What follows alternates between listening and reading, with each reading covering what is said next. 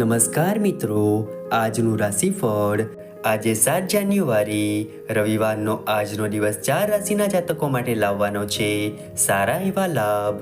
જાણો તમારી રાશિ. જ્યોતિષમાં રાશિફળનું વિશેષ મહત્વ છે.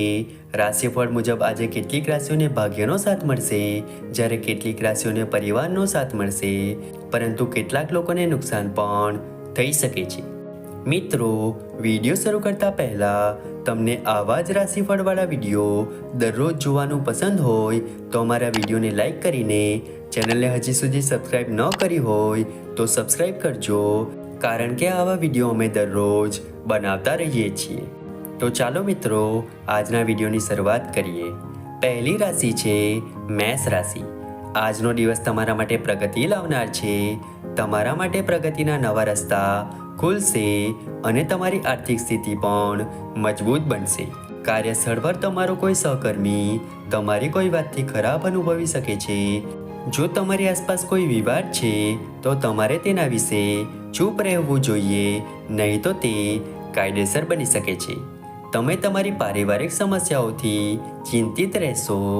તમે તમારા બાળકો પાસેથી કેટલીક નિરાશાજનક માહિતી સાંભળી શકો છો. ઓનલાઈન કામ કરતા લોકો માટે વધુ કામનો બોજ રહેશે. આવનારી બીજી રાશિ છે વૃષભ રાશિ. આજનો દિવસ તમારા માટે મિશ્રિત રહેવાનો છે. તમને ટૂંકા અંતરની યાત્રા પર જવાનો મોકો મળી શકે છે. તમારે તમારા બાળકો માટે કારકિર્દીને લગતો મહત્વપૂર્ણ નિર્ણય લેવો પડી શકે છે. તમે પરિવારના સભ્યો સાથે કોઈ શુભ પ્રસંગમાં હાજરી આપી શકો છો, જ્યાં તમે કેટલાક પ્રભાવશાળી લોકોને મળશો. માતાને આંખો અને પગ સંબંધિત સમસ્યાઓ થઈ શકે છે, જેમાં તમારે આરામ કરવાનું ટાળવું જોઈએ. જો તમારા માથે કોઈ જૂનું દેવું હતું તો તમે તેને ઘણી હદ સુધી ચૂકવવામાં સફળ થશો. આવનારી ત્રીજી રાશિ છે મિથુન રાશિ. આજનો દિવસ તમારા માટે સકારાત્મક પરિણામ લાવશે. કાર્યસ્થળમાં તમે તમારી સારી વિચારસરણીનો લાભ ઉઠાવશો. તમને તમારા સહકર્મીઓનો સંપૂર્ણ સહયોગ મળશે. સ્પર્ધાની ભાવના તમારા મનમાં રહેશે. જો તમે શાંતિથી તમારી સમસ્યાનો ઉકેલ લાવો તો તમારા માટે સારું રહેશે. પરિવારના કોઈ સભ્યનું તમારા ઘરે આગમન થઈ શકે છે, જે વાતાવરણને ખુશનુમા બનાવશે. નાના બાળકો તમારી સાથે મસ્તી કરતા જોવા મળશે, જેનાથી તમારી ચિંતા ઓછી થશે. આવનારી ચોથી રાશિ છે કર્ક રાશિ. આજનો દિવસ તમારા માટે સારી સંપત્તિનો સંકેત આપી રહ્યો છે. જો તમને કોઈ પૈતૃક સંપત્તિ વારસામાં મળશે તો તમારી સંપત્તિમાં વધારો થશે. કોઈની સાથે અહંકારથી વાત ન કરો, નહીં તો તેઓ તમારા વિશે ખરાબ અનુભવી શકે છે. તમે તમારા પિતા સાથે કોઈ મહત્વપૂર્ણ કામ વિશે વાત કરી શકો છો. તમે થોડો સમય તમારા માતા પિતાની સેવા કરશો. તમને ભાઈ બહેનો તરફથી પૂરો સહયોગ મળશે. વેપારમાં ઉદ્ભવતી સમસ્યાઓ મિત્રની મદદથી ઉકેલાતી જણાય છે. કોઈ નવા રોકાણમાં પૈસા રોકો, તે તમારા માટે સારું રહેશે. આવનારી પાંચમી રાશિ છે સિંહ રાશિ. આજનો દિવસ તમારા માટે વ્યસ્ત રહેશે. તમે તમારા છૂટાછવાયા વ્યવસાયને સંભાળવામાં વ્યસ્ત રહેશો, જેના કારણે તમે અન્ય કામમાં ધ્યાન આપી શકશો નહીં. પ્રોપર્ટી ડીલિંગ કરનારા લોકોને મોટો સોદો મળી શકે છે. તમારે તમારા બાળકોને આપેલા કોઈ પણ વચનને પૂર્ણ કરવું પડશે. તમે તમારા મનની કોઈ ઈચ્છા વિશે ચર્ચા કરી શકો છો. જો તમને તમારા જીવનસાથીની કારકિર્દીને લઈને કોઈ તણાવ હતો તો તે પણ દૂર થઈ જશે. તમારે તમારી ભૂતકાળની કેટલીક ભૂલોમાંથી પાઠ શીખવો પડશે. લવ લાઈફ જીવતા લોકો લોંગ ડ્રાઈવ પર જઈ શકે છે. આવનારી છઠ્ઠી રાશિ છે કન્યા રાશિ. આજનો દિવસ તમારા માટે સામાન્ય રહેવાનો છે. કોઈને પૂછ્યા વગર સલાહ ન આપો, નહીં તો તમારી વાતથી તેમને ખરાબ લાગશે. જો તમારું કોઈ કામ લાંબા સમયથી પેન્ડિંગ હતું તો તે પૂર્ણ થઈ શકે છે. તમારે તમારા બાળકોને આપેલા કોઈ પણ વચનને પૂર્ણ કરવું પડશે. જો નોકરીમાં કામ કરતા લોકોને કોઈ જવાબદારી સોંપવામાં આવે છે તો તેઓએ તેની નીતિઓ અને નિયમો પર સંપૂર્ણ ધ્યાન આપવું જોઈએ. જો તમે કોઈ રિસ્કમાં પૈસા રોક્યા હોય તો તે તમારા માટે સારો નફો લાવશે. વિદ્યાર્થીઓના ઉચ્ચ શિક્ષણનો માર્ગ મોકળો થશે. આંખ સંબંધિત કોઈ સમસ્યા પિતાને પરેશાન કરી શકે છે.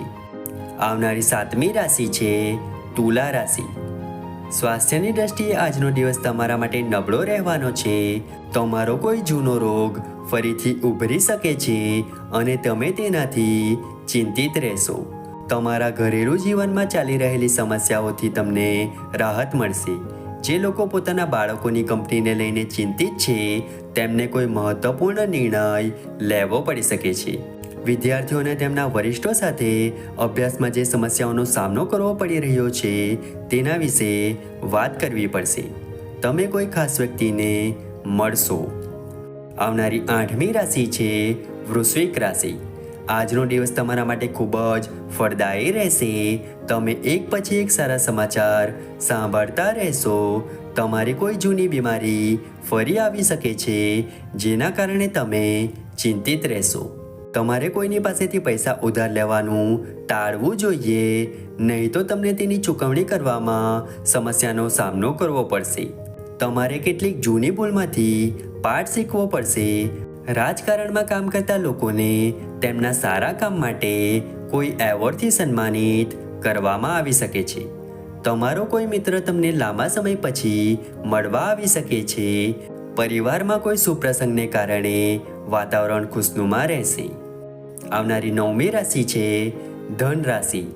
આજનો દિવસ તમારા માટે મિશ્રિત પરિણામ આપનારો રહેશે. તમે તમારા વિરોધી વિશે કંઈક ખરાબ શોધી શકો છો. જો તમે તમારા માતા પિતા સાથે કોઈ મહત્વપૂર્ણ મુદ્દા પર વાત કરવા માંગતા હો તો તમે તેમની સલાહ લો, તે તમારા માટે સારું રહેશે. લવ લાઈફ જીવતા લોકો વચ્ચે બિનજરૂરી ઝઘડા થઈ શકે છે, તેથી તમારે તમારી વાણી પર નિયંત્રણ રાખવું જોઈએ. કાર્યસ્થળમાં તમે પોતાના કામ કરતાં બીજાના કામમાં વધુ ધ્યાન આપશો, જેના કારણે તમારું કામ અટકી શકે છે. જો તમે પિકનિક પર જવાનું વિચારી રહ્યા છો તો તમારા કિંમતી સામાનની સલામતીની ખાતરી કરો. આવનારી 10મી રાશિ છે મકર રાશિ. કોઈ નવું કામ શરૂ કરવા માટે આજનો દિવસ તમારા માટે સારો રહેશે. વિદ્યાર્થીઓને બૌદ્ધિક અને માનસિક બોજમાંથી રાહત મળતી જણાય છે. તમે તમારા મિત્રના સ્વાસ્થ્યને લઈને ચિંતિત રહેશો. રાજનીતિમાં કામ કરતા લોકોને કોઈ કામ માટે સન્માન મળી શકે છે. જો પરિવારના કોઈ સભ્યના લગ્નમાં કોઈ અવરોધ હશે તો તે પણ દૂર થશે. તમારી આસપાસનું વાતાવરણ ખુશનુમા રહેશે. આવનારી 11મી રાશિ છે કુંભ રાશિ. આજનો દિવસ તમારા માટે પૈસાના મામલામાં સાવધાન રહેવાનો રહેશે. જો તમે કોઈને પૈસા ઉધાર આપો છો તો તમને તે પૈસા પાછા મળવાની શક્યતા ઘણી ઓછી છે. કેટલાક કામ પૂરા ન થવાને કારણે તમને સમસ્યાઓનો સામનો કરવો પડશે. તમારી કોઈ વાતથી માતાને ખરાબ લાગશે. તમે તમારા બાળકો તરફથી કોઈ સારા સમાચાર સાંભળી શકો છો. જો તમારા વ્યવસાયમાં કોઈ સોદો ફાઇનલ થવાના સમય સુધી અટવાઈ રહ્યો હતો તો તે પણ પૂર્ણ થઈ જશે. તમે તમારા પરિવારના સભ્યો સાથે બેસીને કેટલીક પારિવારિક સમસ્યાઓ હલ કરવાનો પ્રયાસ કરશો. આવનારી 12મી રાશિ છે મીન રાશિ. આજનો દિવસ તમારા માટે મુશ્કેલીઓથી ભરેલો રહેશે. તમે પોતાના કામમાં વ્યસ્ત રહેશો. આ સાથે તમારે પારિવારિક સમસ્યાઓ પર પણ ધ્યાન આપવું પડશે. બાળકોના સંબંધમાં કોઈ મહત્વપૂર્ણ નિર્ણય લઈ શકો છો, જેમાં તમારે વડીલ સભ્યો સાથે વાત કરવી જોઈએ. જો તમારા માતા પિતા તમને કોઈ સલાહ આપે છે તો તમારા માટે વધુ સારું રહેશે કે તમે તેનું પાલન કરો. જો તમારો મિલકત સંબંધિત કોઈ વિવાદ કાયદામાં ચાલી રહ્યો છે તો તમારે કોઈ અનુભવી વ્યક્તિની સલાહ લેવી પડશે. તમારે કોઈ કામ માટે થોડી દૂરની યાત્રા પર જવું પડી શકે છે. મિત્રો, વિડીયો ગમ્યો હોય તો વિડીયોને લાઈક કરીને ચેનલને સબસ્ક્રાઈબ કરવાનું ભૂલતા નહીં. ચાલો મળીશું નવા વિડીયો સાથે. ત્યાં સુધી જય માતાજી.